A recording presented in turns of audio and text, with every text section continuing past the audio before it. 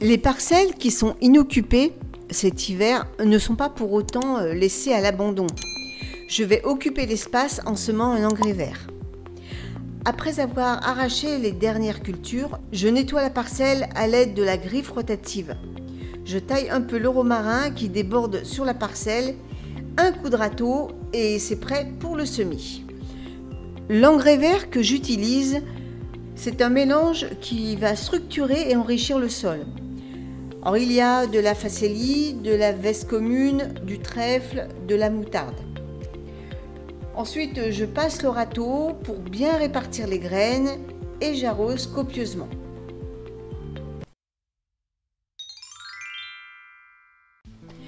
L'amarante ou queue de renard, outre son aspect décoratif, est une plante intéressante sur le plan culinaire. On peut consommer ses jeunes feuilles comme les épinards, mais également ses graines, comme du millet ou du quinoa. On les consomme bouillies, grillées ou germées. Les graines sont riches en glucides et protéines. Elle était, chez les Incas, une graine miraculeuse contribuant au prolongement de la vie. Le bon moment pour récolter les graines est quand elles tombent dans la main lorsqu'on froisse les épis. Je coupe alors ces derniers et je les dépose dans des caisses tapissées d'une feuille de papier journal. J'enlève toutes les feuilles qui pourraient pourrir et je sépare les épis de la tige.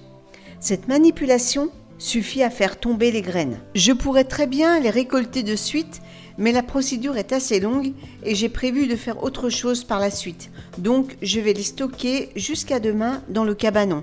Et je vous donne donc rendez-vous demain pour la suite des opérations. Bon, c'est fou comme le temps passe vite hein, quand on est au jardin. Eh bien, il est déjà 11 h. Donc ce que je vous propose, c'est de venir avec moi en cuisine. Je vais vous montrer une recette que je vais faire pour midi. C'est une recette de tomates farcies, mais façon ma belle-mère. Et vous allez voir, c'est très simple. Allez, je vous emmène en cuisine. Allez, nous voici dans la cuisine pour la petite recette des tomates farcies façon ma belle-mère. Alors avant, je tiens à vous montrer l'état de mes mains. Je les ai pourtant lavées, passées à la javel, à l'Ajax, à la brosse. Mais elles sont pas sales, mais c'est les amarantes qui m'ont teinté les doigts. Vous savez, comme les betteraves ça teinte de rouge. Eh bien, l'amarante m'a fait exactement la même chose. Donc, je n'ai pas les mains pourries. C'est simplement que je n'arrive pas à faire partir les traces d'amarante. Voilà. Ceci étant dit, allez, on passe à la recette. Alors, pour ce faire, il vous faut des tomates, logique, de la viande hachée, relogique, et des oignons.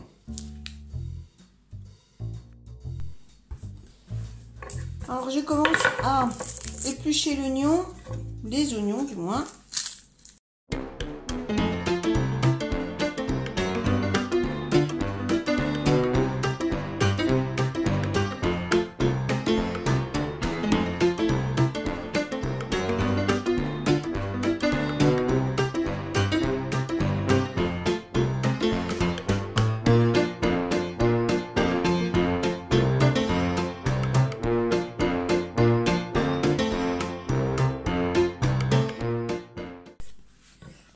Ensuite, je vais couper mes tomates en gros morceaux et je les mets de côté.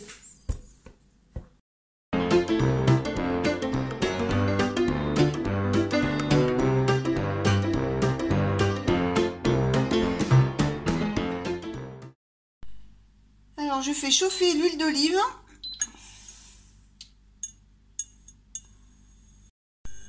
Quand l'huile est bien chaude, je viens mettre mes oignons pour les faire revenir.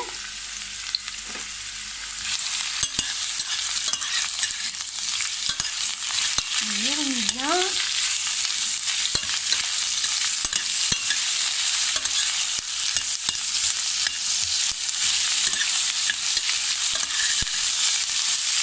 Juste pour les faire fondre un petit peu. Hein.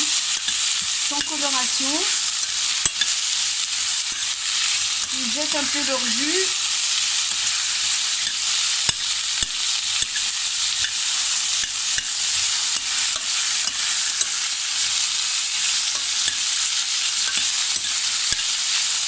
Bon, vous les remuez bien, de façon à bien imprégner l'huile d'olive. Et je les remue aussi pour éviter qu'ils accrochent.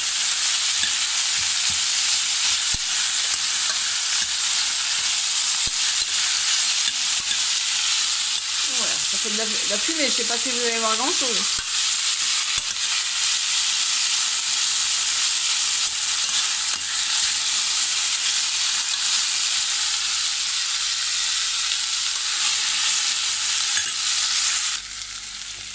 Alors là, il commence à rendre un peu de jus. Donc, je vais mettre ma viande. Sans le papier, ça serait mieux quand même.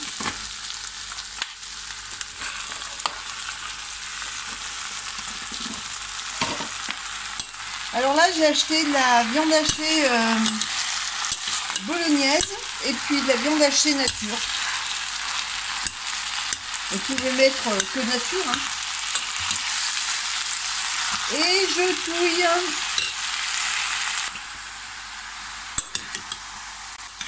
Et vous remuez bien pour bien mélanger et que les oignons s'incorporent à la viande. Alors pendant que la viande elle cuit, eh bien je vais m'occuper des tomates. Je vais les faire revenir à part dans une autre casserole, histoire qu'elles rendent un peu leur jus.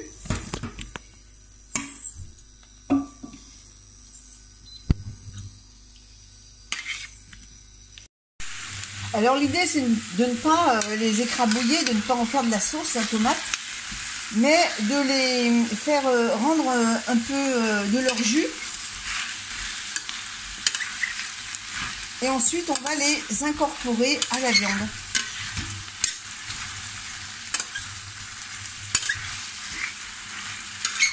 Alors, c'est un plat que vous pouvez manger comme ça, nature, tel quel. Mais vous pouvez très bien aussi ajouter du riz. D'ailleurs, si vous avez trop de liquide, le riz, ça va absorber le surplus de jus. Ou alors, vous pouvez mettre avec des pâtes. Comme les tomates farcies classiques.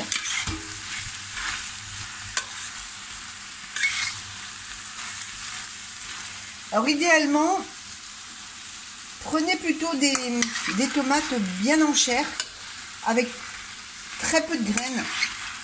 Parce que si vous prenez des tomates avec plus de graines que de chair, ben, il va falloir déjà enlever toutes les graines. Donc c'est... Voilà, moi je sais que je prends des tomates. Bon là c'était de la cœur de bœuf. Et celle-là c'est la charbonnière du Berry, qui est une tomate foncée et qui a vraiment très bon goût. Une tomate ancienne qui vient de France. Donc vous voyez, ça rend du jus, mais c'est pas grave.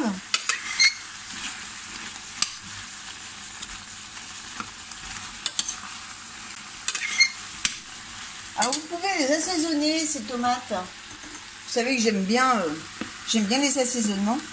Alors moi je mets du fenugrec.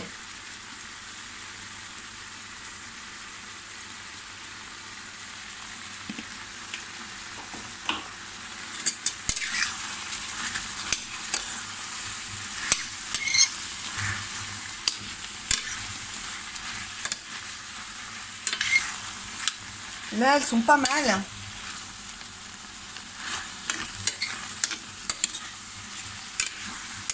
Vous les faites revenir quelques minutes. Hein. Quand vous voyez que la peau elle commence à se flétrir, c'est que ça commence à bien aller. Je vous dis, hein, ne les faites pas cuire jusqu'au point de purée. C'est pas de la bolognaise qu'on fait. Hein. Voilà, ben là c'est assez bon, vous voyez. Donc je vais les incorporer à la viande.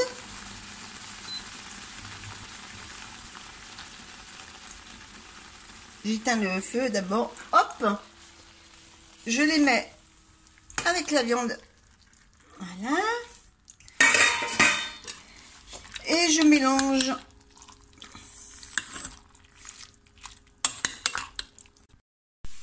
Alors vous voyez, ça a rendu pas mal de jus. Donc moi, ce que je vais faire, je vais rajouter un peu de riz, histoire de pomper un peu l'excédent.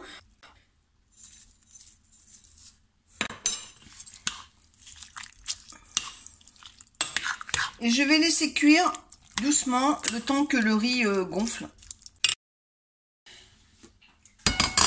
Et voilà ce que ça donne. On voit bien encore les morceaux de tomates.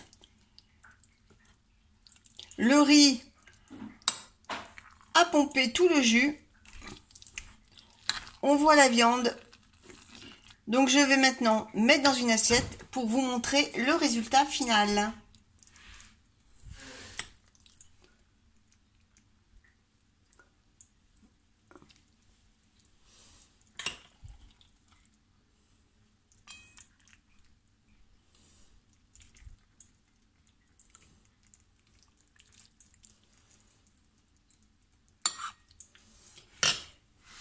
Et voilà.